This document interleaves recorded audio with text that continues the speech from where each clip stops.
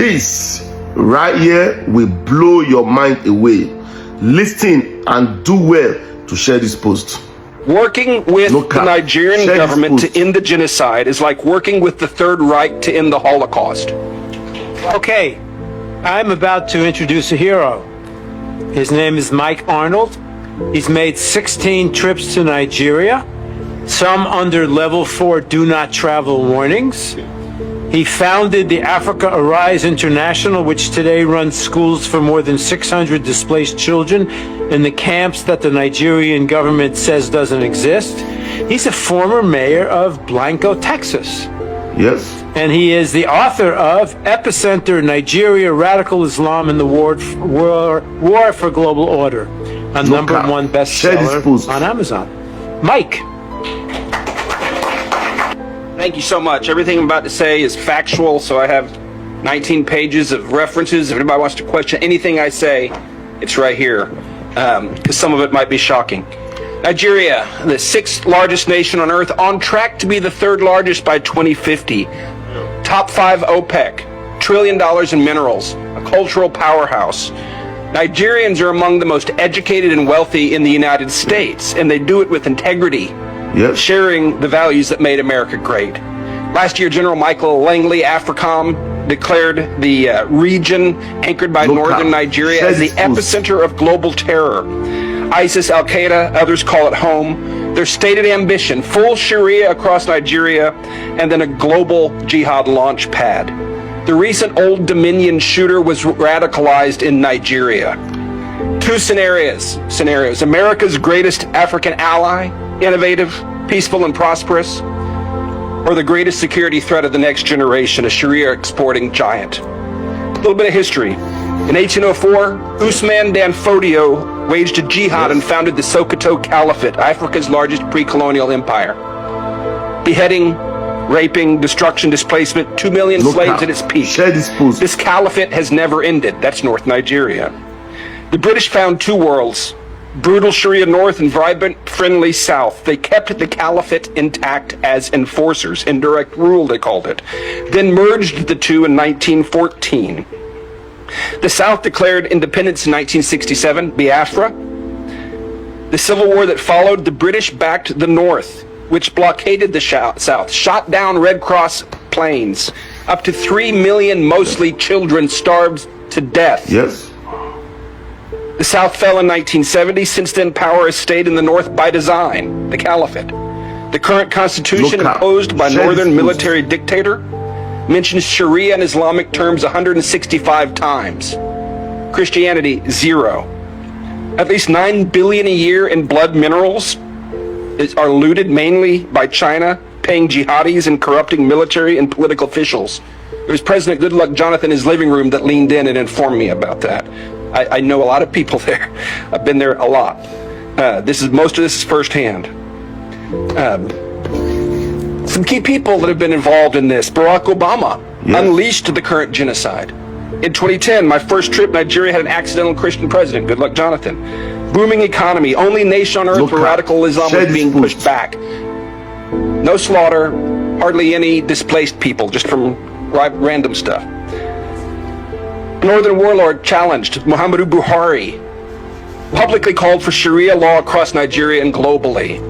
Boko Haram chose him to mediate with the government. Tinubu helped get him in office, the current president. David Axelrod was his campaign advisor. Obama blocked U.S. counterterrorism support to Jonathan, blocked other nations from helping.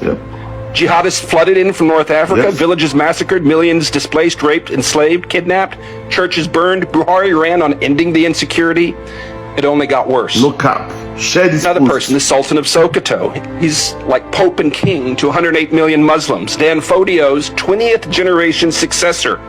He was a Nigerian general deployed to Pakistan and Afghanistan during the War on Terror when we captured Nigerian fighters alongside Al-Qaeda and the Taliban.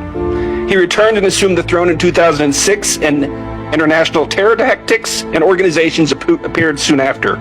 He has never decreed an end to the killing or mineral looting in his domain, but he's called social media a terror organization. Yes. In 2025, he publicly supported the push for Sharia in traditionally Christian southern states. President Bola Tinubu, if that's his real name. In 1993, he forfeited $460,000 to a federal court in Chicago and fled the United States. That was proceeds from a heroin trafficking ring, which, by the way, heroin funds 37% of jihad around the world. He has appointed a man to rewrite the national curriculum whose defining credential is the book, The Islamization of Knowledge, which explicitly calls for intellectual jihad to oust Western education from nursery schools up to universities. This is academic Boko Haram by definition. Yes. And this is the guy that Tinubu put in charge of the curriculum of 50 million African Nigerian children. His new defense chief called the terrorists prodigal sons who deserve rehabilitation. That's the defense chief. NSA Nuhu Ribadu personally called me on October 5th to be Nigeria's Jane Fonda. It is documented he armed Miyadi Allah, the Fulani militia chaired by the Sultan and named in HR 7457 for potential FDO organization. He has publicly called the terrorists brothers. Mossad Bulus, Trump's senior advisor for Africa and the Middle East, holds multiple citizenships, including Nigerian, lived in Lagos for decades. He parrots verbatim talking points of terror-linked northern imams. He is CEO of his family company, which currently profits from multi-billion-dollar no-bid contracts issued by the Tinubu administration, issued to his business partner. He sells the heavy equipment to build the no-bid $13 billion in projects. This is Trump's senior advisor. He's also Tiffany Trump's father-in-law. Examples of ongoing failures and impunity. Ngoshe, Borno State, wiped out in the Gwoza massacre of 2014. The government recently assured refugees in Cameroon it was safe for them to return, paid them to return. Within weeks, on March 3rd, Boko Haram slaughtered dozens, more than 300 abducted into slavery, including the wife and daughter of a friend of mine. Share this post. The military was largely AWOL. The attacks continue there. Deborah Samuel Yakubu, 2022, college student. After finals, she posted on WhatsApp, "Jesus is the greatest. He helped me pass my exams." The next day on campus, as professors and police watched, she was beaten, stoned, tires heaped on her, and burned alive, while students filmed selfies in front of the flames celebrating. The deputy imam of the National Mosque, who performed President Buhari's daughter's wedding, publicly justified the killing within 24 hours on his own Twitter account. No one was punished. Nnamdi Kanu, British Nigerian broadcaster from London, illegally abducted from Kenya, tried under a defunct law, now serving life in Sokoto prison for words spoken in Great Britain. Meanwhile, the northern imam just recently offered a 1 million naira bounty for the head of a pastor, then doubled it to taunt his critics. No charges, no condemnation from officials. I've been corresponding with the guy. He helped him get to a safe house, but he and his family are in danger and they need help. The Nigerian government goes to great expense to rehabilitate the killers, while millions of innocent displaced victims are denied, neglected, and dying. The narrative war. The farmer herder and climate change framing started in the Obama State Department. The original reference document was written by a career Sharia propagandist hired by George Soros. At least $10 million confirmed U.S. lobbying contracts are now running. Former Trump administration officials, Nigerian government lobbyists, northern imams, foreign agents, conflicted advisors, and now even Russian state television are among those working to shield this regime from accountability. The real narrative is this: Nigeria is in the throes of an Islamic conquest. Since 2009, they have slaughtered as many as 125,000 Christians and 60,000 Muslims. This is not simply religious freedom issue. This is national and global security. The emergency, as many as 10 to 12 million, mostly youth, are now displaced. 50-60% chance of radicalization by 2030 without intervention. Most are denied by the government, who call them beggars and criminals. Without intervention, this could yield 5 to 6 million more jihadists over the next 5 to 6 years. Intervention is not hard. The international community has the money and the mandate to help if the displaced are simply recognized. In 2015, the UNHCR documented multiple displacement camps in Abuja. Today, they deny those camps exist. I have run schools in those same camps since 2020. They do exist. I affirm the cycle of violence is not inborn or inevitable. A lot of Americans write it off. Oh, that's just what they do. Yes, the children who saw their parents hacked to death often come to our schools wanting to go back and get revenge, but I can tell you with an education, they gain character, hope, and vision, and they want to go back to rebuild. What must happen? Nigeria has long been strangled by radical Islamists, predatory extraction, globalist meddling, and institutional corruption. Working with the Nigerian government to end the genocide is like working with the Third Reich to end the Holocaust. Yes. They smile and spin as they wait for Trump to leave office. Since CPC designation, killing and impunity have only gotten worse. No cap. Sanctions will not work. Visa bans will not work. They're ideologues, and they'll just pivot east. Intentional denial of recognition and aid to displaced people.